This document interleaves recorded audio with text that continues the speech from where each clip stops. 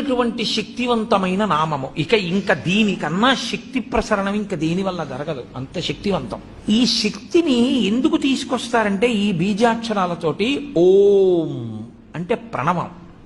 ప్రణవము మహత్వాన్ని చెప్తుంది. అసలు ఈ బ్రహ్మాండంలో నిర్గుణమైనటువంటి పరబ్రహ్మము నాదరూపంగా రావడం దగ్గర నుంచి ప్రణవం చెప్తుంది. అందుకని మహత్వశక్తికి అంతటికీ కూడా ఓంకారము ప్రతినిధి.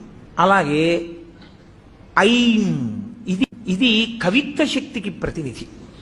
అలాగే పటుత్వం కలగాలి అంటే హ్రీం. అలాగే సంపదలన్నీ కలగాలి అంటే మనం చెప్పేటటువంటిది శ్రీం.